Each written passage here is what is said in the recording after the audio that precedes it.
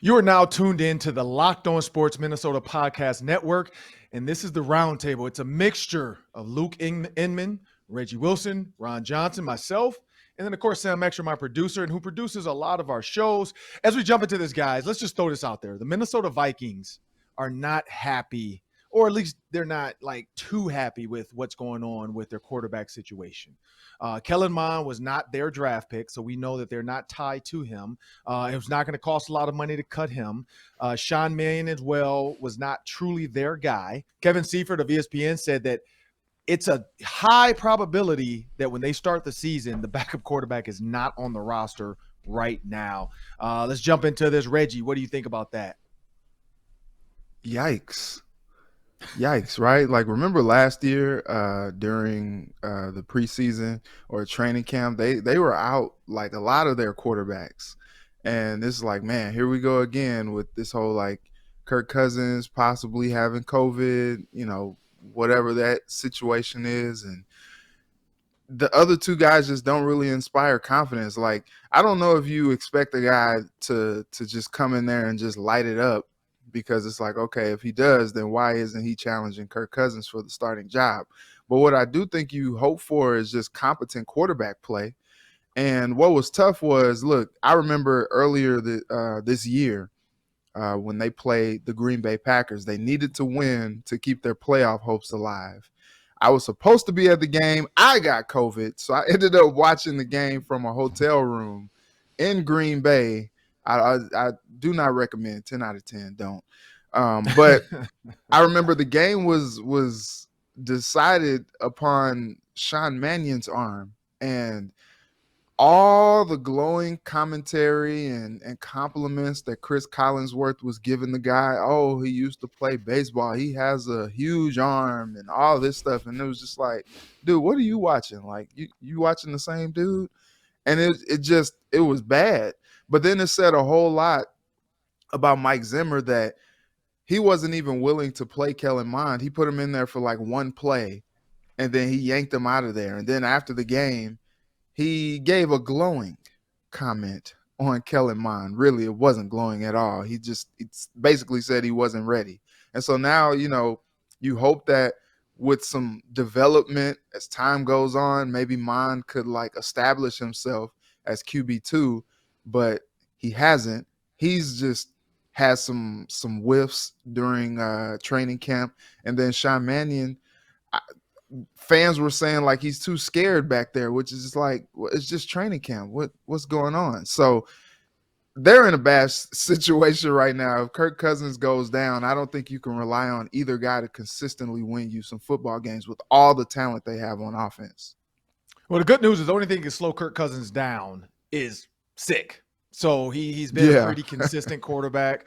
Other than a virus, that's the only time we've seen Kirk Cousins out. But Luke, my question to you, center as well. Garrett Bradbury has not been the guy that they love. I mean, they're like, hey, he has a lot to work on. He needs to get better at pass blocking. It's honestly a breath of fresh air, too, to see a coaching staff be very, I guess, brutally honest about their offense. And maybe this was just a team that was defensively led that really didn't even take time to dive into the offense. So that's where holes that we've seen year after year in the offense. And now this is an offensive-minded coach that's like, look, we gotta deal with this. We always heard for years the defensive line, and we need more defensive linemen, and we need more cornerbacks. Now we're hearing we need more quarterbacks, not cornerbacks. We need more offensive linemen, not defensive linemen. Luke, which one scares you more? The fact that the backup quarterback is not on the roster, or the center might not even be on the roster right now that's going to start? Yeah, I'm glad you brought that up. I think it's absolutely center, and my reason is pretty simple. One's a starter and one's a backup. And I understand the argument, well, quarterback's the most important position in all of sports.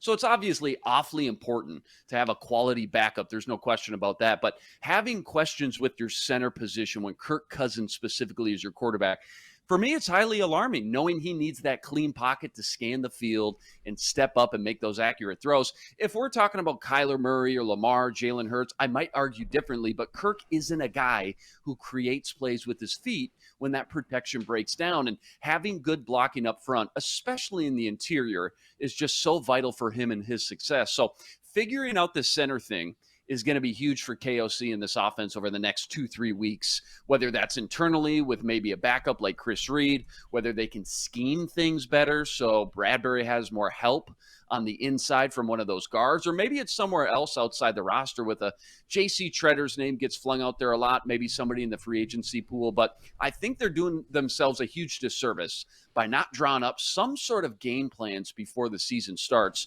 Otherwise, this KOC high-octane offense we're all getting hyped up for could be dead before it even starts. And Sam, this is what I ask you, Sam. When you're looking at that, so you got a center possible battle, or just we're going to find somebody else. You got offensive guard still up in the air. Jesse Davis is right now the starter, but could be Ed Ingram. And then you have this backup quarterback situation. Of those three battles, center, guard, and then backup quarterback, on Sunday, and in past, because I think the 49ers week is going to be more telling than Sunday, because you're going to see a lot more in practice than you will in this game. But over that period, Sunday to Sunday, which one are you looking forward to more as far as just let's get a feel for this quarterback, center, or guard battles? Yeah, well, I feel like right guard is definitely the fiercest competition right now. I feel like Ed Ingram is making a real move, and I never felt like Jesse Davis was entrenched in that spot just based on his track record. I felt like he was someone that could get knocked off the perch, and I think that right guard is definitely up for grabs. I don't know if center is that much up for grabs, because I just don't know who you want as your backup. I mean, they've listed Chris Reed as a left guard, and Austin Schlottman has kind of been their backup center recently. And I don't know if you want Schlottman starting the year either. So, I just don't know how intense that center battle really is. I think right guard is a little fiercer in terms of competition, but it's hard for me to really evaluate how they're playing on the offensive line. Yes, I can watch, snap by snap, but it is a little tough with the naked, untrained eye to kind of see exactly what's happening in the trenches, whereas quarterback, I mean, we can watch it easily. I watched it yesterday play out without Kirk at practice, how badly those quarterbacks struggled. And it was kind of an unfortunate preview of Sunday's game, where we're going to see a bunch of Kellen Mond, a lot of Sean Mannion, and I don't know if it's going to be pretty, guys. I mean, Luke, you were in the stands yesterday. I was on the sideline. Did the bird's eye view look any better than the view from the sideline? Because I did not think they looked good at all. It looked worse, Sam. 90 minutes of watching those two go back and forth. It was bad, man. And I want to go easy on him. Kellen Mond again. I mean, COVID year last year, we know coming out, he was very raw. It was going to take him a while. He's a developmental quarterback, but even Sean Mannion, check down Charlie. It's just nothing past 6, 8, 10 yards at most.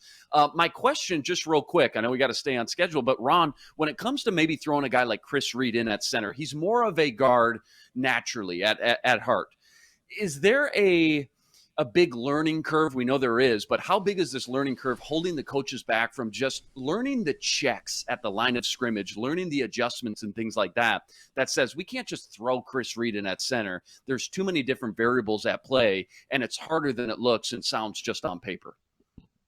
It depends, honestly, on who makes the checks and calls. So, and again, we'll see. Well, no, we're not going to see Sunday because Kirk's not playing. So we probably won't see it until week 1. Maybe these backups will be able to do some of this, but week 1 against the Packers, we'll really get an idea who's making the calls. Because if you watch I love old Peyton Manning tapes, just when he's mic'd up or when there's a mic close. When you look at Jeff Saturday. So Jeff Saturday comes to the line. He's holding, the old school. He's holding the tip of the ball because he's about to be in shotgun, but he's pointing, and he's pointing at somebody. So what he just did was he identified his mic. He's like, this is who I want. Let me take care of this guy because he's either, 1 or 2 steps to my right or my left. It's easy. Or he's head up on me. That's an easy guy for me to account for. That's my guy. Then you'll see Peyton come to the line, and he does a bunch of crap. And then he'll change it, or he'll stick to it. But then you'll see him maybe change it and say Mike 24. And for those that don't understand, Mike 24, he just made the cornerback in the nickel the mic. And I've never seen a quarterback do this until Peyton Manning. And he told the entire line and coaching staff this and walked through why he did it. He said, if I make him the mic, if everybody to my right, which is everybody pretty much, all the defensive linemen and the 2 linebackers, if all those guys rush me, not a blitz, they just rush, now you in the slot, you're hot because your guy is the last guy to come. And that means the center is accounting for you, which is not going to, like, there's no way you can get to him. I'm just letting you know, if your guy comes, I'm throwing it to you. And so what that was, and a lot of quarterbacks can't do that. What that was Peyton Manning just saying, I know exactly what this blitz is going to look like. So I just want to get to a play that I know is going to work without tipping my hat saying, here's the play I want to run. Kirk Cousins, the last 4 years, we heard the autonomy to change plays, all that hot word stuff wasn't there. If Kirk Cousins has not done it in the past, I don't see him doing it too much. So there could be a huge learning curve if the offensive line has a lot more on their plate with, we want to decide who we're going to block. You then take care of everything else, and you take care of the mic and the hot route stuff, but we're going to account for who we're doing or dealing with. Again, we'll see. I don't know, because with Matthew Stafford, the way Sean McVay explained it sometimes is he would give Matthew Stafford more than one play in his headset. Matthew Stafford then got to pick a play that worked best, so whether it was a deep ball or whether it was a one-on-one route, it's a big, huge question mark. Throw Edward Enigma up there with Jim Carrey, because we have no idea what it's going to look like. Like, it's the Riddler with this team. So that's for those that don't know who Edward Enigma is. It's a riddle. Like, who is going to be the quarterback? Like, who is going to make these calls and who's going to make these audibles? So with that said, it can be simplified. If there's a guy that you think is a guy, like, this guy can block his butt off, this guy can, he can play. Sometimes you say, you know what, let me put the pressure on my quarterback and take it off my line. But again, this is a first-year coach, so, he's learning. Like, that's going to be the other part of this. He's learning just as, much as everybody else, talking to the quarterback by himself, because Sean McVay did that. So now it's KLC making those calls. So it's a lot riding on this early communication. And I think the Denver Broncos 49ers week, you're going to see that, because then I think they're going to work on some of that in practice too, with him communicating the headset to Kirk, then working on some of the live action stuff, because you can get a lot more done in practice than you can with referees on the field. It sounds like what happened with Jared Goff when he was in LA. I know Sean McVay didn't necessarily put a whole lot on him, and kind of, I think it was something like he would always try to call the plays in early so he could, like, talk to him up until that 15-second mark on the play clock. And, he can go out there, and once Jared got set, he was like, okay, he was kind of helping him diagnose what the defense was showing them, and then helping him, be in better positions to succeed as far as, like, where he should be throwing to, what he should be doing. And not that, he has to do that with Kirk and Kevin O'Connell, but it kind of sounds like that. Maybe he's, like, taking some of the onus off the quarterback a little bit, and, like, sharing the love as far as, like, how the play is going to develop. That's kind of what it sounds like. Yeah, more coaches are communicating. So, like, the rule is actually 15 seconds or you're at the line of scrimmage, whichever comes first. So 15 seconds comes first, it's off. If you get to the line of scrimmage and your players are set, it's off. You can't get to the line with 20 seconds or 25 seconds and they can talk. So that's why quarterbacks kind of do the loose huddle when they want to get more conversation with their coach, and they leave the receivers out. But yeah, no, you can't talk to them once you get under center, or once your team's set and you're running through play, it's off. So it's 15 seconds or line of scrimmage set, whichever comes first. And so that's why McVay, Peyton Manning even did it. They were smart enough to say, let's do a loose huddle. Let's be kind of in our positions, but we're not set, so I can still talk to you. And Matthew Stafford made the comment. He said, man, I love how much Sean McVay is, like, talking to me and helping me out. Even though he's a vet, he knows it. He's like, man, it was just a huge kind of confidence boost. It was a huge help to have a second eye, watching the same thing. Like, do you see what I see? Yep, let's run that play. So I think that's where Kirk is going to get a little boost. Is I don't know if he had that. I've always said that. I always said, I wonder what that conversation and headset looks like on the upcoming play when Kirk made, like, bonehead mistakes. I'm like, what did they tell him when he came to, like, the Falcons game, the play action, when the Falcons were 0 forever, they had won a game all season. They come into the Metrodome, US Bank Stadium. Kirk Cousins' first play is a play action. It's supposed to go deep, but if you don't have the deep route, you go over. If you don't have the over, you dump it off to the running back. Kirk Cousins throws the over route, and the linebacker's right there, pick six. If you watch the tape back, nobody's within 10 yards of Alexander Madison, and so he just dumped it off. And that's where a coach says, hey, this is the first play. We want to come put our foot on their throat early, but hey, if it's not there, just dump it off. Like, dump it off. Like that's the last thing I'm saying. Hey, dump it off. Hey, don't make a mistake here. Dump it unless he's wide open on this play action. Dump it off. No, let's move on to this Sunday's game. We kind of hit on it a little bit, but what do you expect to see? And let's start with Luke. What do you expect to see Sunday from this game?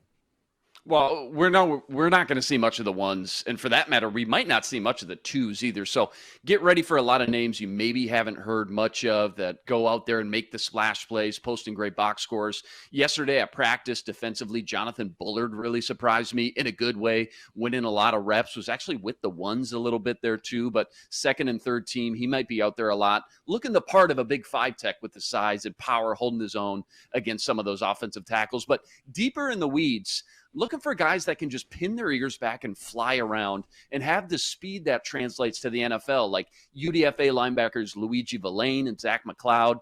I think both could pop up on the highlight reel Sunday. I'm hoping, praying, wishing Chaz Surratt does the same with his opportunities Sunday as well. Still waiting to see if there's anything there. Third-round pick just last year.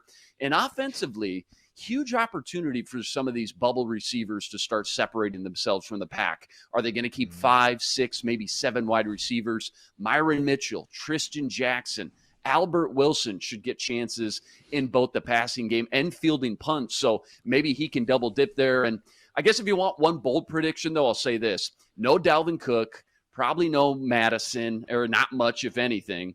I don't think they want to overload Kene in his first back, coming back off that knee injury. So I think Ty Chandler is in a perfect position to go out there and not only see the bulk of touches, but also flash a lot of that speed we've seen from camp. So I think he has a AJ Rose type of performance. We saw it last year, preseason week 1, Broncos, 25 carries, 100 yards into touchdowns. I'm feeling similar vibes from Ty Chandler on Sunday, and he'll probably add a few catches out of the backfield too. So get him on your preseason fantasy football team now before it's too late. That's my lock of the week. Ty Chandler, book it. Week 1, Vikes preseason MVP. What you got, Sam? Yeah, we're going to see a whole lot of Kellen Mond, and I don't know what that's going to look like. It hasn't been great at practice, but can Kellen Mond pull it together for this preseason game? And he might be, protected by second-string linemen. He's going to be throwing to backup receivers, and he's going to have backup tight ends. So the deck might be stacked a little bit against him. But wide receivers, and Luke touched on those depth wide receivers, I'm watching Myron Mitchell, and I'm watching Tristan Jackson.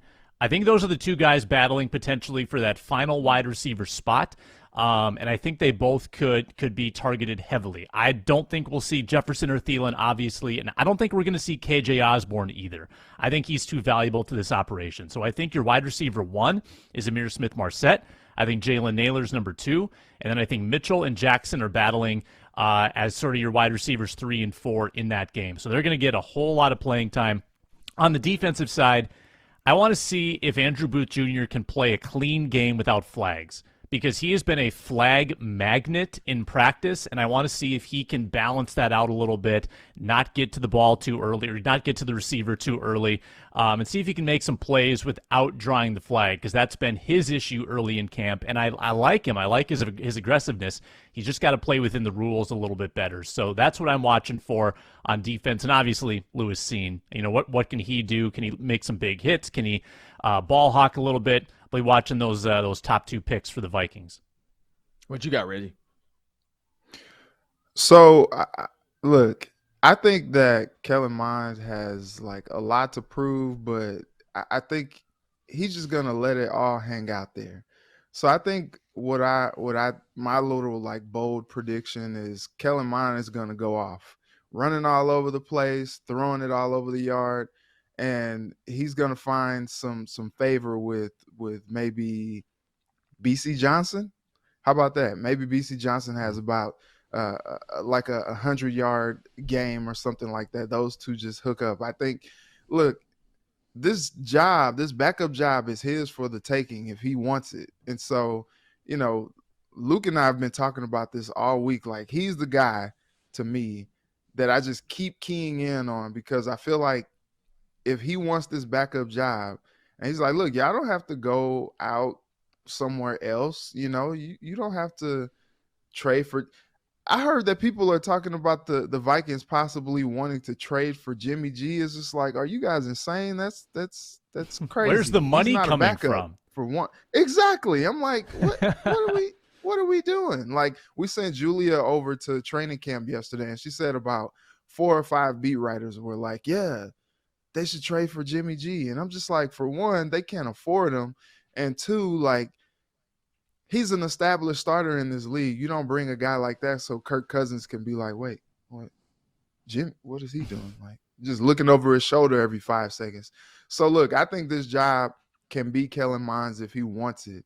Just go out there and just let it all hang out. You know, have a Malik Willis type performance from last night. Just go out there, do your thing, and just play with no fear. Just play like you're playing in the backyard out there and let it rip.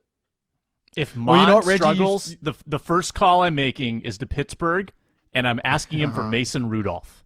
They've got Trubisky, they've got Pickett. I'm asking for Mason Rudolph, split the money. I mean, that would be a major upgrade. That would be a major upgrade over we know Mason Rudolph can take a hit to the head with a helmet, so he is tough. He's a tough guy. Tough, yeah.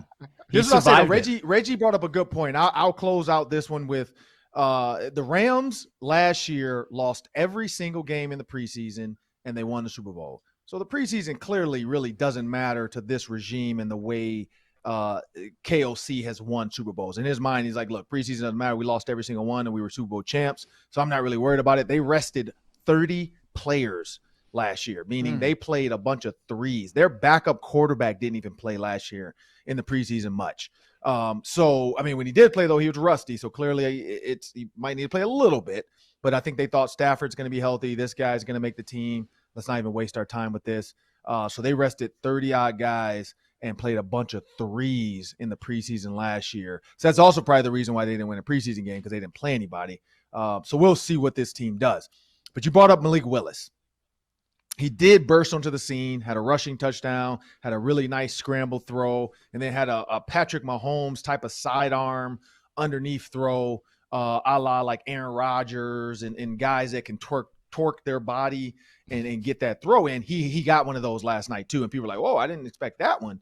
The question is, do you think the Vikings, and we'll start with you, Reggie, do you think the Vikings whiffed by not at least drafting him when he was still out there late?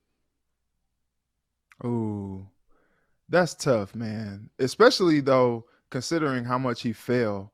I think if you ask Kwesi, I think he would say that he really liked his draft.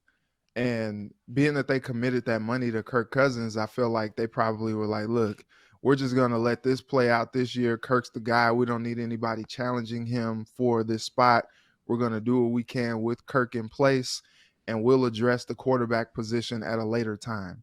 And so, look, yeah, you could get this guy and develop him, and, you know, it would have been valuable for him to sit behind Kirk. But then, like, you know, basically what Tennessee is going to be dealing with is whenever Ryan Tannehill makes a mistake, or if he has a bad game or anything like that, fans are going to be like, well, you might as well put Malik Willis in, see what he can do, see what's going on with him, see if he can provide a spark, see if he can help the team.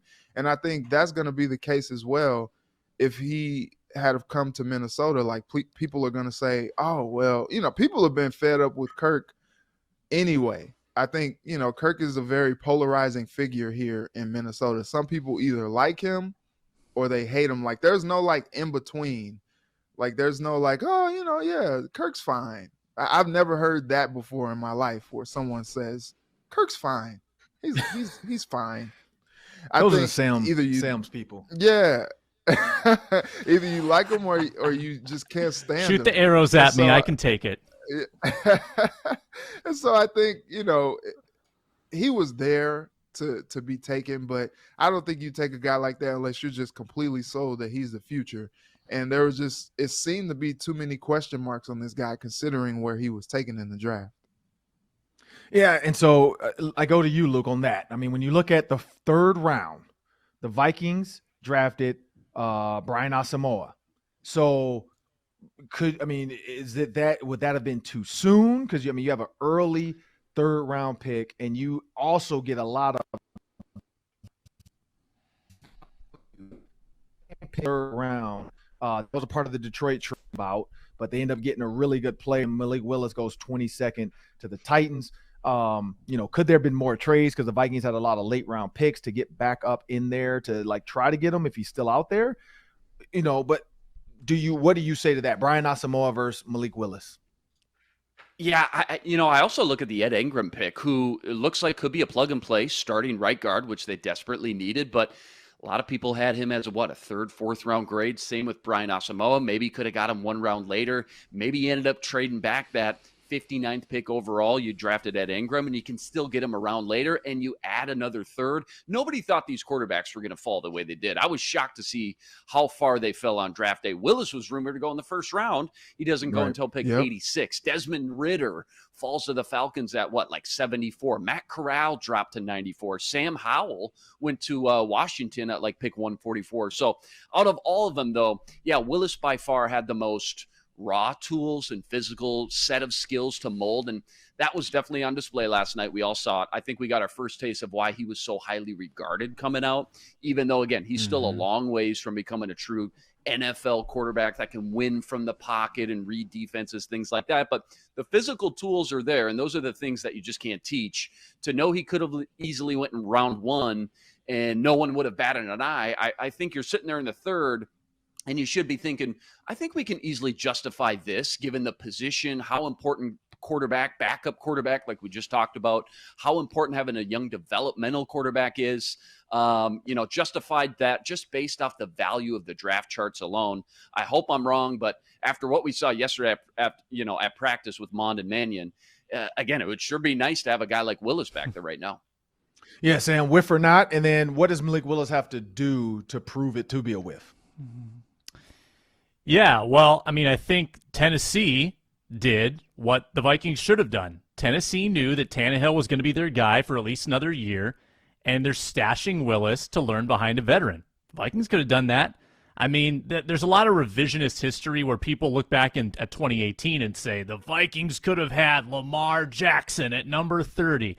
Well, realistically, you weren't going to do that after signing Kirk Cousins that year. Obviously, you weren't going to do that, but you're no longer attached to Kirk forever. You're attached to Kirk for 2 more years, maybe 1 year if things go poorly this year, where Kirk might, be willing to accept a trade. But if you draft Willis with any of those first 4 picks, Kirk Cousins knows he's the guy this year. It's not like he's looking over his shoulder too much. It's not like they're going to bench him and start Willis. It would be a clear draft and stash situation. And I think the fact that the Vikings passed on him 4 times is the big sin here. It's not that they passed on him once. I'm totally fine with them making their first round pick. I'm totally fine with them making their second round pick as well. But when you get into the 3rd round, you're making your 4th pick of the draft, and someone with that type of athleticism is just sitting there for the taking. Why not take a flyer on him when you do need a quarterback of the future here at some point? And to get value like that in the 3rd round, I think it would have made a lot of sense. So I think that the Tennessee is now sitting in a good spot. They've got their quarterback of the present, and they've got a very exciting quarterback of the future that fans are going to be really excited about. So if you're an NFL quarterback, and if you're Tannehill, or if you were Cousins, and if it literally affected your play or affected your ability to perform, if you were concerned about having a backup that was drafted, I feel like that's a huge indictment on you. So I don't think the Vikings should have been nervous to do it. And I do think they whiffed, and I think that Willis is going to be pretty good in this league. I'm going to say no. They did not whiff. This is why. Ed Ingram, I think, is going to be a guy. Brian Asamoah has already proven to be a guy. They just have to figure out where to use him. But in a 3-4 defense compared to a 4-3, there's a lot more versatility with your linebackers in a 3-4 because you have 4 backers on the field. And so now Brian Asamoah could find himself a home and also a really solid special teams piece. Malik Willis, in order to be considered a whiff, you can't just be Teddy Bridgewater. You have to be Lamar Jackson. You have to be MVP status. To be a whiff, I got to say no. I got to see way more than preseason because, again, we keep talking about people resting. He's not going against number 1s. He's not even going against a defense that's really giving him a bunch of stuff. We saw Justin Fields say that same BS. Oh, man, the game is so slow to me. I thought this was going to be – and then the season started. Oh, okay, yeah, I'm not that good. Defenses are really fast. Coaches do scheme for me. So nobody's scheming for Malik Willis. And so, yeah, he's an athlete.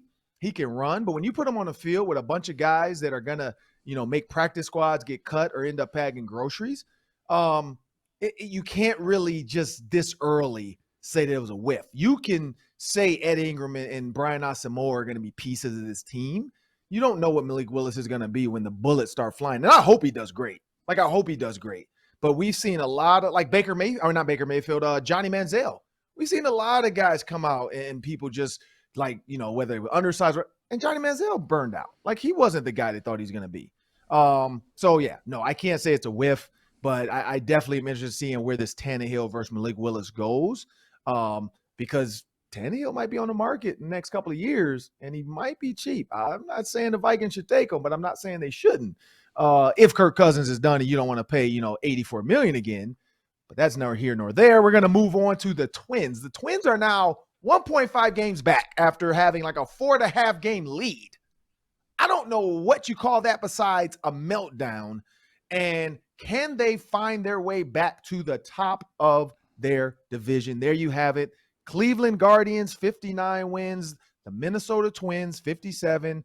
And the Chi White Sox are right behind them with 56. And then we got the Kansas City Royals at 47. And then my lowly Detroit Tigers at 43. And the Cleveland Guardians, as me and Sam talked about, are going to get the Tigers 8 times. I think it's 7 or 8 times out of the next 11 games. That is cheating. It's not fair. And no, not in the next 10 to 20 not in the next 15 games. The Twins have no chance to get back on top because of who the Guardians are playing and who the Twins have to play. So my answer to start off is no, but I'll turn it over to you. Let's go to Sam first. Yeah.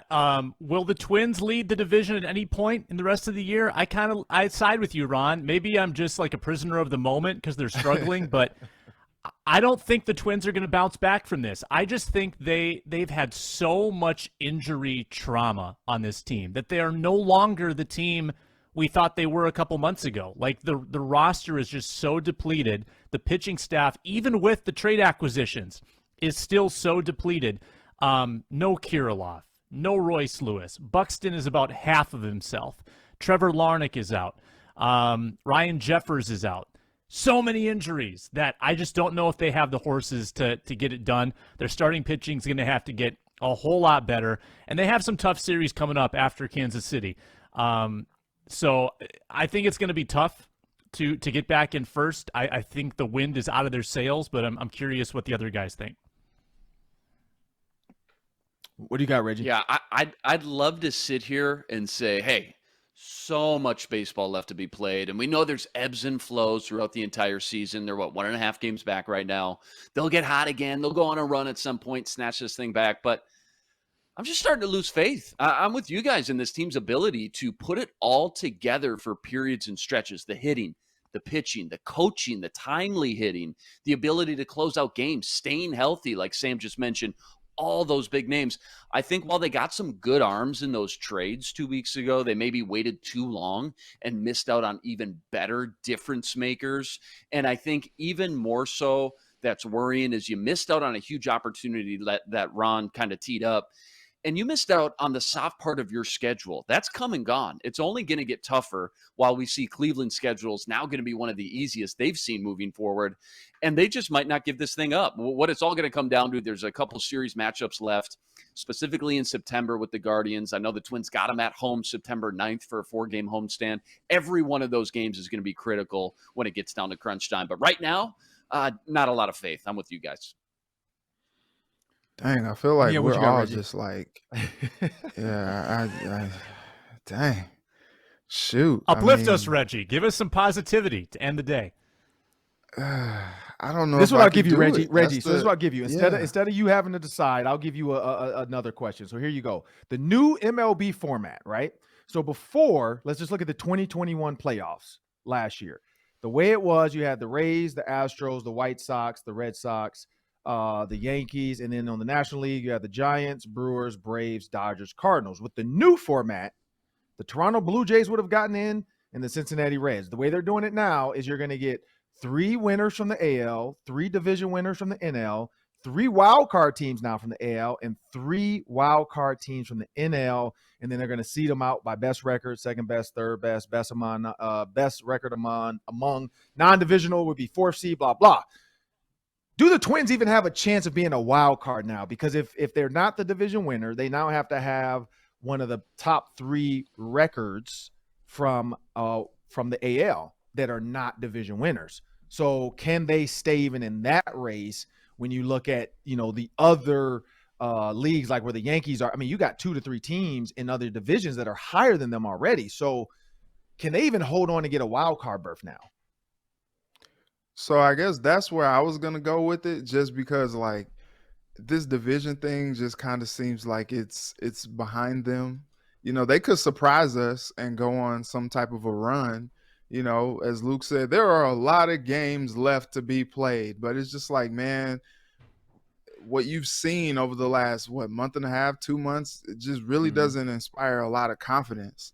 But what the hope is that they can still make the playoffs. That I think if they don't make the playoffs this year, it would be just a miss of epic proportions, because you're talking about a team that was leading the division far and away for stretches of this season. I mean, it's been since April. I think Luke brought it up yesterday. It's been since April that they didn't have the lead in the division, and that is just, man, that's a tough pill to swallow, especially when you have like the president of the organization coming out before the season started saying that they have playoff expectations and they believe that they will make the playoffs this year.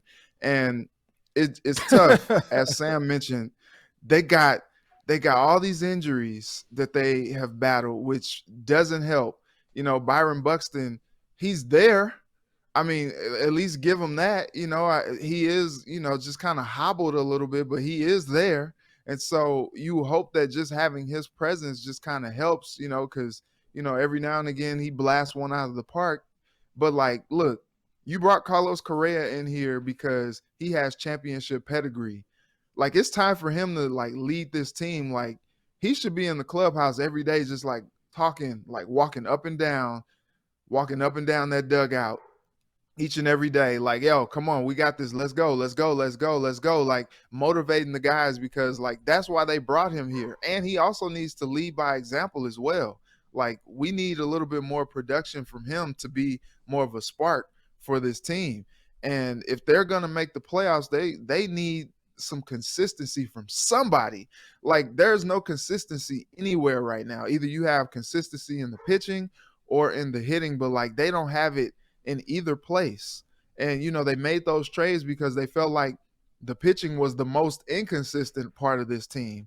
And it's just like, well, okay, it's time for them to show up if that's what's going to happen, because it's crunch time right now. So like, they need somebody to step up.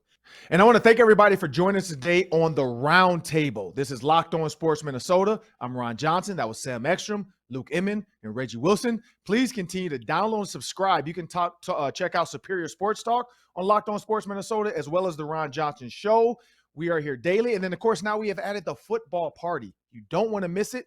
There might be some tinfoil hats every now and then, and things get a little crazy with some of these weirdos on this podcast. But I'm Ron Johnson. Thank you for joining. Have a great day.